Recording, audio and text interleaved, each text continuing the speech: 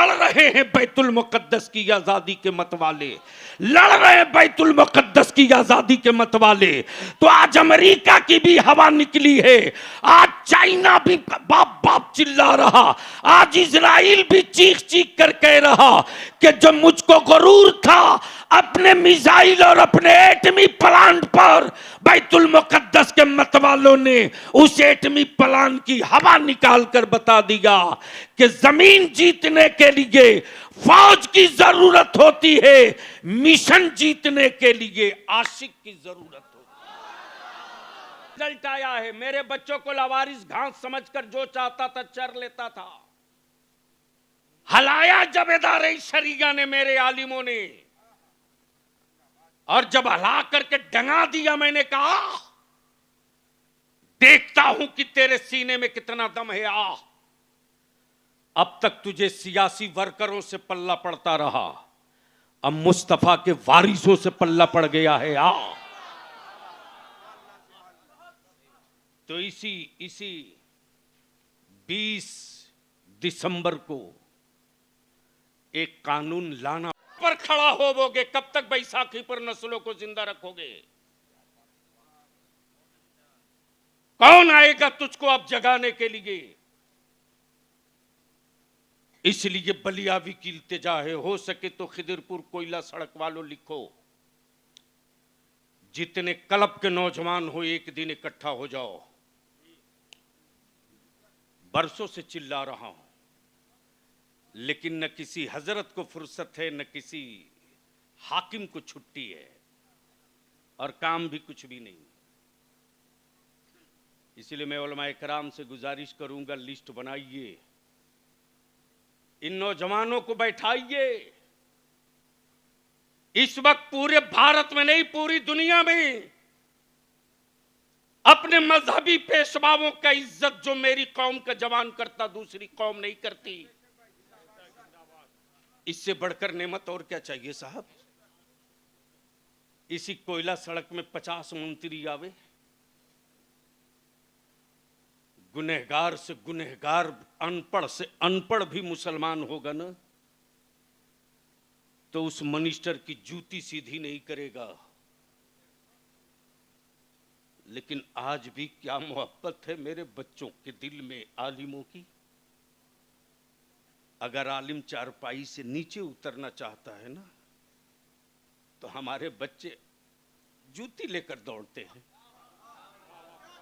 मेरे आलिम का पैर जमीन पर न पड़े। मेरा आलिम अगर खाना खाने बैठता है, हमारे बच्चे सिलपची लेकर दौड़ते हैं।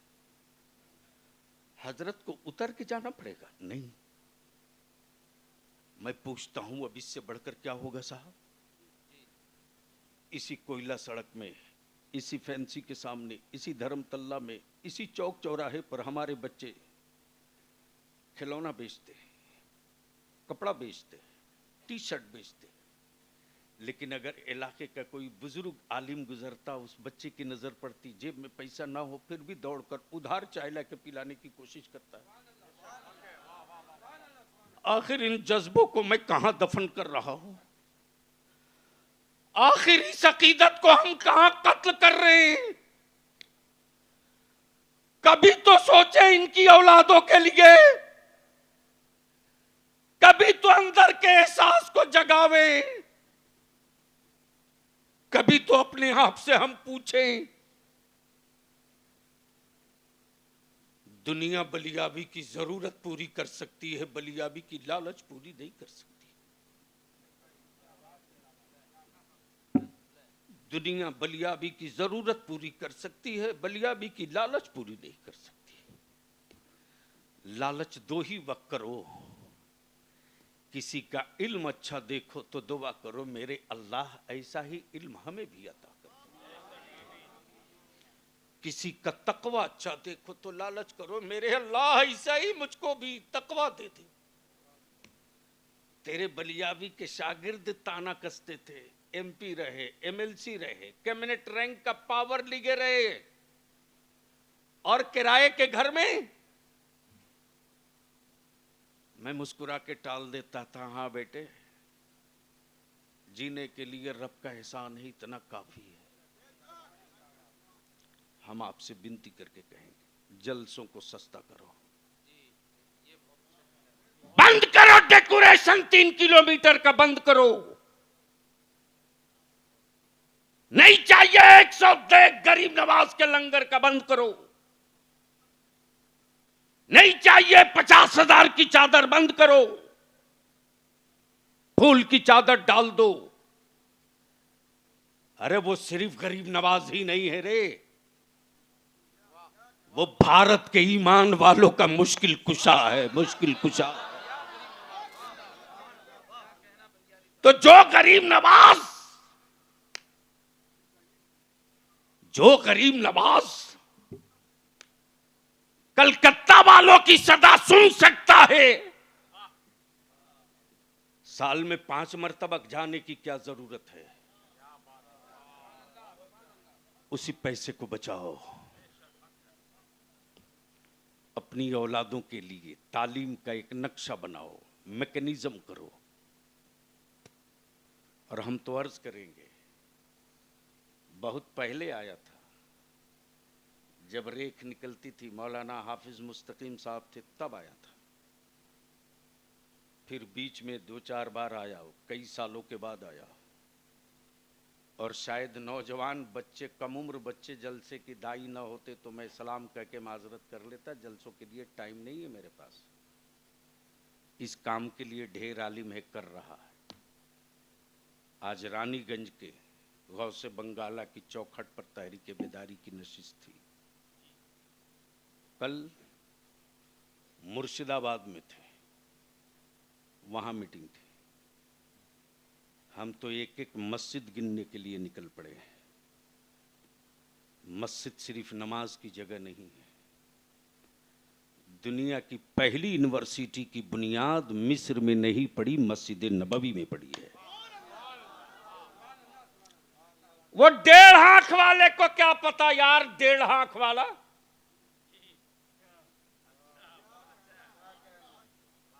जो ये कहता है कि कुरान में मैथ नहीं है।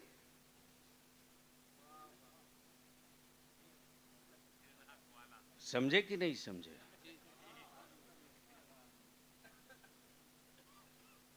अरे समझे कि नहीं समझे?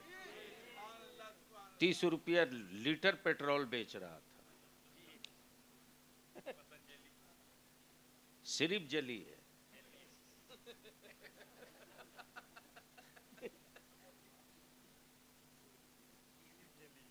सिर्फ जली है, 30 रुपया पेट्रोल बेच रहा था,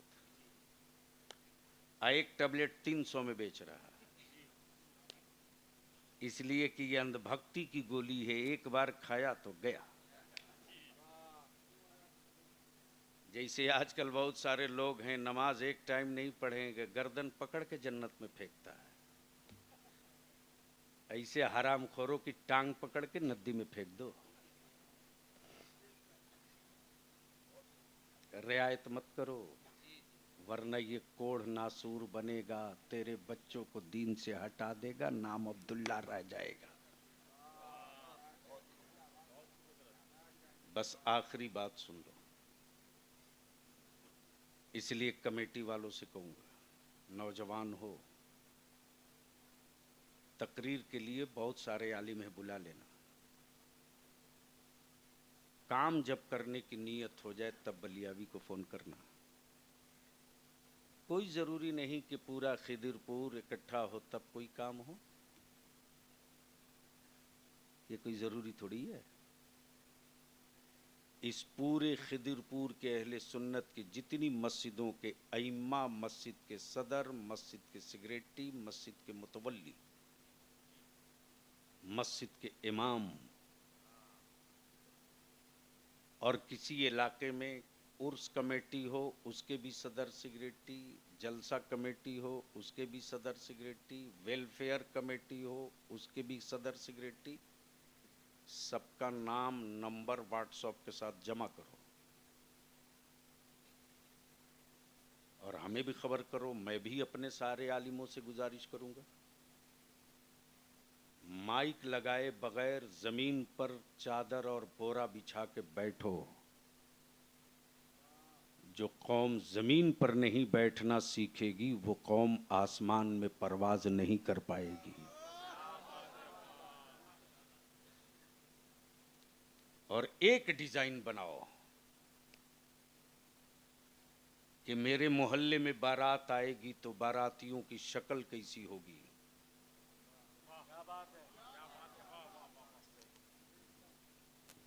मेरे इलाके से अगर बारात जाएगी तो जाने वालों की सूरत कैसी होगी।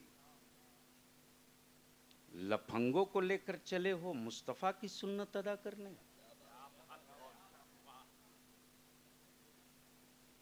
जेब कतरों को लेकर चले हो बीवी लाने के लिए।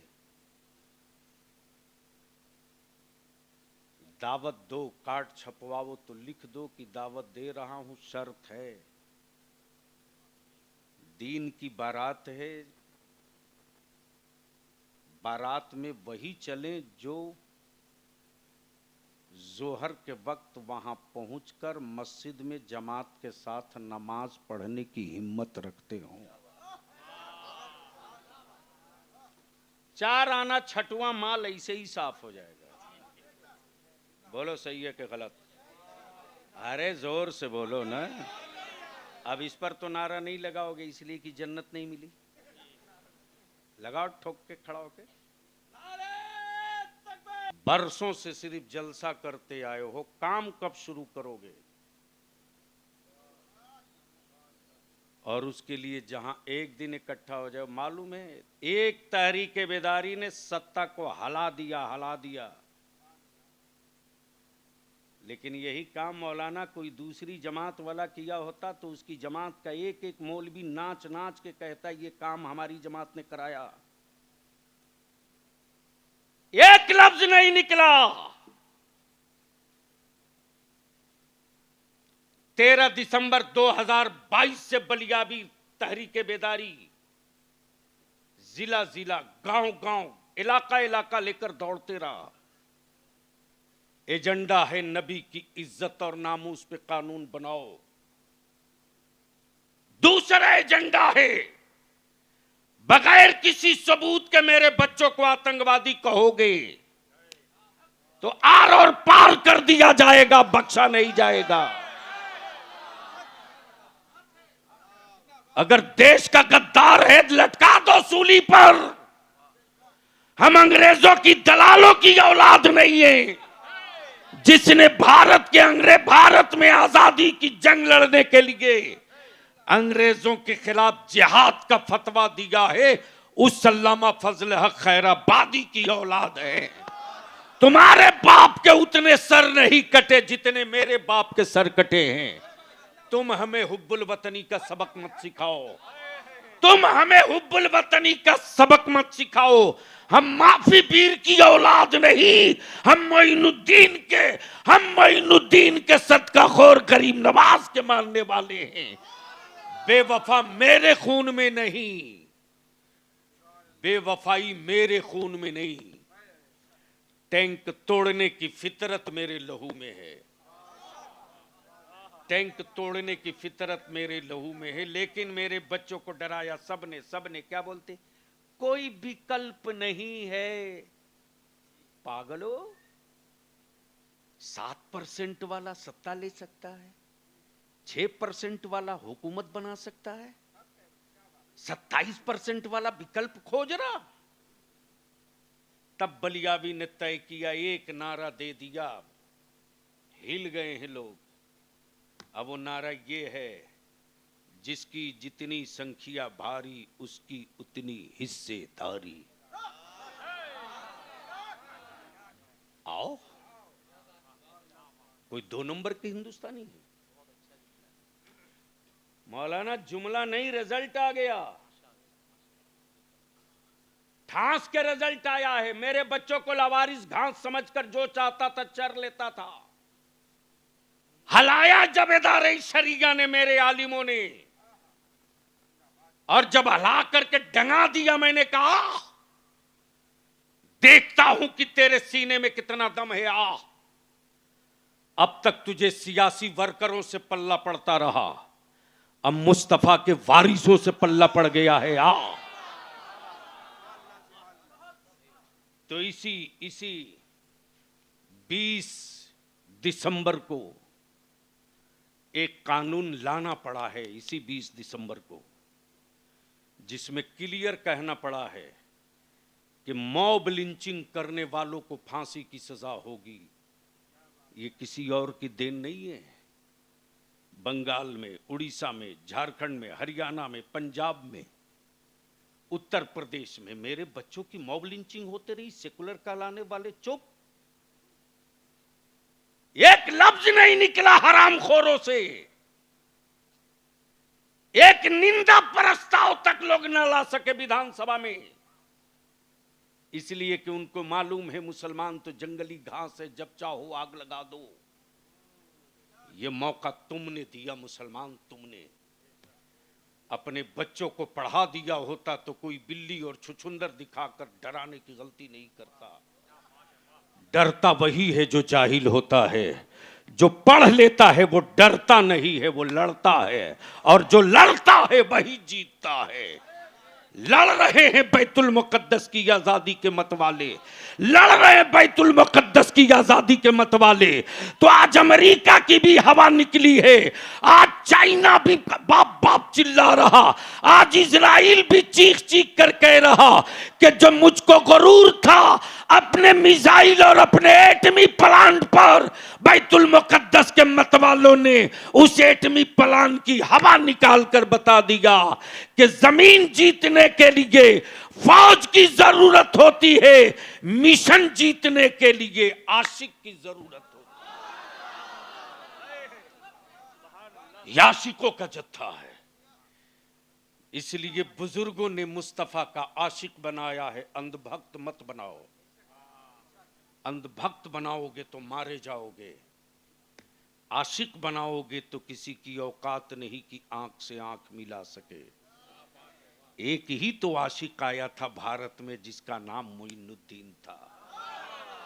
अंधभक्तों की पूरी मंडली लग गई थी, लेकिन उस आशिक मुस्तफा की आंखों की चमक जिसने देख लिया, मुनाजरा करने की हिम्मत न पड़ी, आंखों की चमक देखा, बोल पड़ा ला इलाहा, जोर से ला इलाहा, ला इलाहा, जोर से ला इलाहा मुहम्मदुर। ये मेरी माँ बहनें आई है ना, क्या हजरत गजब है। बचपने में हम लोग जब किसी का इंतकाल होता था तो तीजा में, 40वां में, 20वां में, 10वां में बड़े बुजुर्ग लोग बच्चों के जिम्मे काम दे देते थे कि कागज कलम ले लो, जाओ पारा तहसील के ले आओ। होता था कि नहीं? अब होता है? जहां पुराने लोग बचे हैं वहीं हम लोग जाते थे, कुंडी खटखटाते थे, खाला फलाने साहब का, फलानी चच्ची का आज 40वां है, कुछ पारा पढ़ी हो? तो बड़ी भी बोलती थी, हाँ बेटा 500 कलमा लिख लो। आए हाय हाय, क्या बोलती थी? 500 कलमा लिख लो, सूरे यासीन 10 खत्म लिख लो, सूरे रहमान 5 खत्म लिख लो, 5 पारा लिख ले बेटा। अल्लाह अकबर, पढ़ के रखे रहती थी। ला मॉडर्न बीवी लाओ,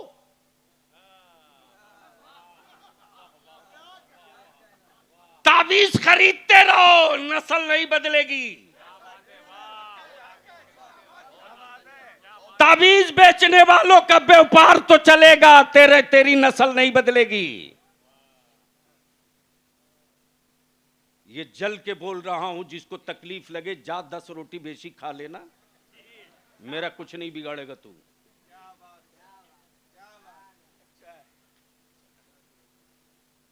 अच्छी फसल के लिए मिट्टी अच्छी चाहिए।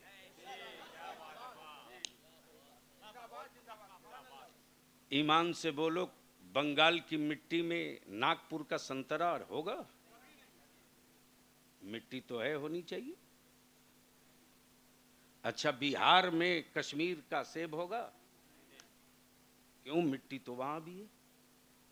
अच्छा, हाजीपुर का केला यूपी में होगा? अब मुजफ्फरपुर की लीची मध्य प्रदेश में होगी? क्यों?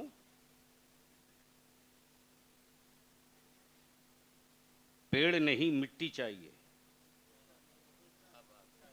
बोलोगे तो बोलूंगा।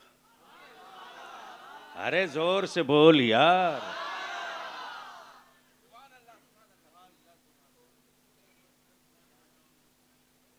सेब के लिए कश्मीर की मिट्टी लाजमी,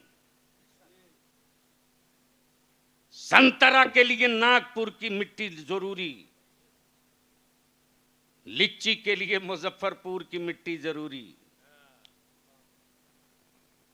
अच्छी मछली के लिए बंगाल की मिट्टी जरूरी। मेरे अजीज, बहू लाने जा रहे हो, बहू मत लाओ, अपने पोते की मां लाओ। बहू मत लाओ, अपने पोते की मां लाओ। बीवी मत लाओ, अपने बेटे की मां लाओ। जैसी मिट्टी होगी वैसे ही फसल होगी। ये मेरी मां बहनें हैं ना, छोटे छोटे बच्चों को ये खुद अपने आंचल में रखकर आवारा बना रही हैं। जरा सा बच्चा रोना शुरू किया, तुरंत मोबाइल लगा के रख दिया कान के बगल में। बोल सही है कि गलत? अरे जोर से बोल, सही है कि गलत? शर्म आती है कि नहीं आती है? हम अपनी मां बहनों से हाथ जोड़ के कहेंगे, हम अपनी मां बहनों से कहेंगे, चौखट बदलने से नस्लें नहीं बदलती, रूम बदल देने से लहू नहीं बदलेगा।